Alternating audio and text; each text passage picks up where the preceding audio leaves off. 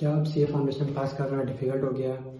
अब टफ हो चुका है CA foundation and inter level 2 over the attempts it is been recognised that ICAI is increasing the difficulty levels of the foundation and inter level and अब CA foundation pass करना पहले जैसा easy नहीं रहा.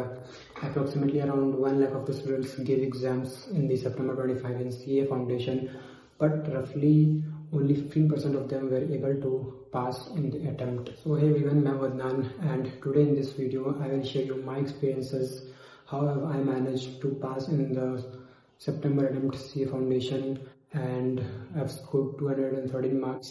So I will share with you all the experiences of mine and all the difficulties which a CA aspirant at the foundation level faces. So make sure you watch this video till end and pass your next attempt in Jan 26 or May 26.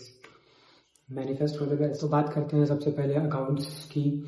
Accounts में if you are giving the first attempt in Jan 26 और अगर तुम्हारा second attempt भी है तो तुम लोगों ने majority of the portion 12th में पढ़ रखा होगा.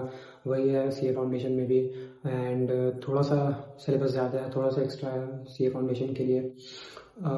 अकाउंट्स का सबसे पहले तुम लोगों को सिलेबस कंप्लीट करना चाहिए by the end of November और मैक्सिमम अगर लेट डिले होता है तो till the mid of December. उससे ज़्यादा लेट मत करो. उसके बाद सिर्फ MTPs, RTPs and revisions, multiple revisions करना होगा तुम लोगों को, क्योंकि अकाउंट्स में सबसे मेजर इशू जो तुम लोग फेस करोगे while giving your exam will be the time management issue. बिल्कुल टाइम मैनेज नहीं होता अकाउंट्स में. मेजॉरिटी ऑफ द स्टूडेंट्स का पेपर छूट जाता है, उनको आता है, उसके बावजूद भी मेरे साथ भी ऐसा हुआ था. I have attempted only 80 marks and rest of the 20 उसमें से भी मुझे एटलीस्ट 15 मार्क्स आता था जो मैंने अटेम्प्ट नहीं कर पाया. But still I have manage to get 55 marks. तो अकाउंट्स में टाइम मैनेजमेंट का इशू होता है बहुत.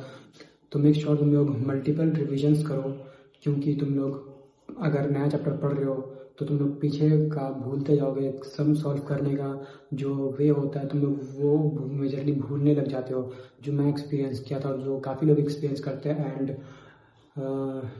कोई इस प्रॉब्लम का एड्रेस नहीं करता. तो यही बोलूँगा, तुम लोग अकाउंट्स में रिविजन्स करते रहो, पिछले चैप्टर के क्वेश्चंस को भी सॉल्व करते रहो एंड स्पेसिफिकली टाइमर लगा के सॉल्व करो ताकि तुम्हारा टाइम मैनेजमेंट का इशू भी ना हो. 3 घंटे का टाइमर लगाओ, एमटीपी सॉल्व करो, आरटीपी सॉल्व करो, पेपर कंप्लीट करने की कोशिश करो. अगर तुम अच्छे से ऐसे करते हो तो तुम्हारा टाइम मैनेजमेंट वाला इशू भी सॉल्व होगा एंड तुम्हारा तुम जो पीछे का भूलते जाते हो वो भी सॉल्व होगा. एंड अकाउंट्स के लिए मैं तुम्हें रिकमेंड करूँगा CA Nitin Goyal sir from CA वाला. काफ़ी सही टीचर है वो. मैंने सारा कुछ उनसे ही पढ़ा है. उनके सिर्फ रिविजन लेक्चर्स जो है वो तुम लोग देख सकते हो. सिर्फ वही पढ़ करके मेरा अकाउंट्स में इतना अच्छा मार्क्स आ गया एंड ऑफ कोर्स मैं 12th में काफ़ी सारा सिलेबस कंप्लीट कर रखा था, बट सिर्फ रिविजन लेक्चर से ही मुझे काफ़ी सारा कॉन्सेप्ट्स का क्लैरिटी हो गया, क्योंकि मैंने कोई बैच परचेज नहीं किया था, you all know that, and मैंने फ्री में पढ़ा था. तो उनके रिविजन लेक्चर्स ही काफ़ी हेल्पफुल थे. तो तुम लोग नितिन गोयल सर को ज़रूर रेफ़र करना, उनसे पढ़ करके देखना, काफ़ी सही पढ़ाते हैं वो. और तुम लोग परेशान होने की ज़रूरत नहीं है. मैं डिस्क्रिप्शन बॉक्स में सारे टीचर्स का सब्जेक्ट वाइज प्लेलिस्ट डाल दूँगा जिनसे तुम आराम से पढ़ लोगे. तो अब बात करते हैं लॉ की, योर सेकेंड सब्जेक्ट. लॉ का मेजर प्रॉब्लम है कि मेनी ऑफ द स्टूडेंट्स को पढ़ने में अच्छा ही नहीं लगता है. सिलेबस इतना वास्ट होता है एंड लैंग्वेज थोड़ा सा अलग होता है. या तो स्टूडेंट्स लॉ में पास नहीं कर पाते या तो फिर उनका एग्रीगेट नहीं बन पाता. ये दोनों मेजर इशू है जिसकी वजह से ये फाउंडेशन में स्टूडेंट्स फेल करते हैं. तो मेक श्योर अगर तुम लोग लॉ में एस करना चाहते हो तो तुम लोग अपना सिलेबस कंप्लीट करो और अच्छे से कंप्लीट करो कि तुम्हारा कॉन्सेप्ट एकदम यहाँ पर हो एंड कोई सा भी क्वेश्चंस जो एग्ज़ाम में आए तुम लोग उसे इजीली हिट कर पाओ. तो सबसे पहले पूरा सिलेबस कंप्लीट करने की कोशिश करो लॉ के लिए और एक ऐसे टीचर से पढ़ो जिसका कॉन्सेप्ट्स तुम्हें ऐसा समझ में आए कि तुम्हारा दिमाग में बैठ जाए और तुम लोग एग्ज़ाम में इजीली कोई भी क्वेश्चंस को क्रैक कर पाओ. तो पर्सनली अगर मैं तुम लोगों को सजेस्ट करूँ, मैंने लॉ पढ़ा था फ्रॉम गुरप्रीत सर फ्रॉम विश्वास सीए एंड काफ़ी बढ़िया टीचर है, अच्छे से एक्सप्लेन करते हैं. उनके एग्जाम्पल्स बेस्ट होते हैं जो कि रियल लाइफ से रिलेट करते हैं. जो तुम लोगों ने अगर किसी ने उनसे पढ़ा होगा तो तुम लोग जानते होगे। एंड ऑल्टरनेटिवली अगर बोलूँ, तुम लोग चैतन्य जैन सर से भी पढ़ सकते हो फ्रॉम PW, वो भी अच्छा है। तो लॉ के लिए तुम लोग सिलेबस कंप्लीट करो और पढ़ने में तुम लोगों को इंटरेस्ट लेकर के आना पड़ेगा। तो तुम लोग उसके लिए इन टीचर्स का लेक्चर्स देख सकते हो अगर तुम फ्री में पढ़ रहे हो तो, जैसे मैंने पढ़ा था। एंड या that's it for the law. तो अब बात करते हैं इकोनॉमिक्स की।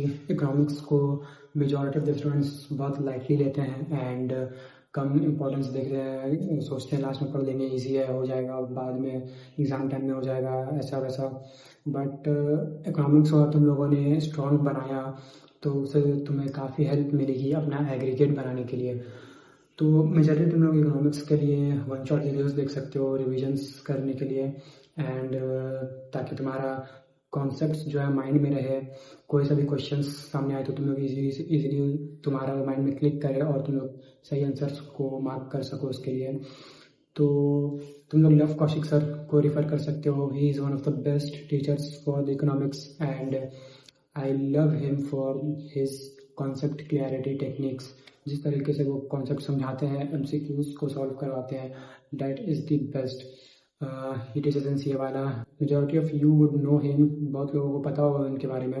एंड उनका वीडियोस देखो और बस रिविजन्स करो। तुम्हारे दिमाग में बस एक बार चल जाए तो तुम लोग MCQ सॉल्व इजीली कर लोगे। So next is your maths. And maths में सबसे बड़ा प्रॉब्लम जो मैं तुम लोगों को बोलूँगा वो है कि most of the chapters in maths are formula based. अगर तुम लोग को फार्मूलाज याद नहीं रहेंगे तो तुम लोगों का चैप्टर भी सही से नहीं हो पाएगा। And syllabus is also very vast in mathematics. तुम लोग 2-3 चैप्टर्स स्किप कर सकते हो अगर मैं तुम्हें बोलूँ। अगर तुम नॉन मैथ्स स्टूडेंट हो तो तुम लोग परमुटेशन कॉम्बिनेशंस है, तुम्हारा कैलकुलस है, तुम लोग उसको लीव कर सकते हो। एंड ये मैथ्स के लिए यही बोलूँगा कि तुम लोग जब भी कोई चैप्टर पढ़ रहे हो तो मेक श्योर तुम लोग फार्मूलाज, अगर फार्मूला बेस्ड चैप्टर है तो तुम लोग फार्मूलाज एक अलग नोटबुक में नोट डाउन करो।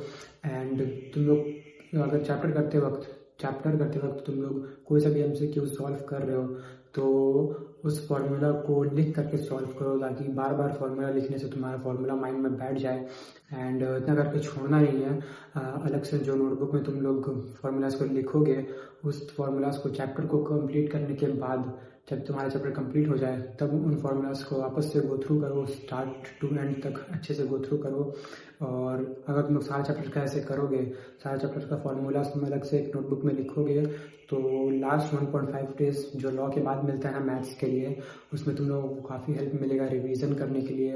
एंड क्योंकि उस वक्त बहुत रश होता है और तुम लोगों को बिल्कुल समझ में नहीं आएगा, तुम ब्लैंक हो जाओगे, कौन सा चैप्टर पढ़े, कौन सा चैप्टर उठाए, बिल्कुल तुम लोग एकदम ब्लैंक हो जाओगे।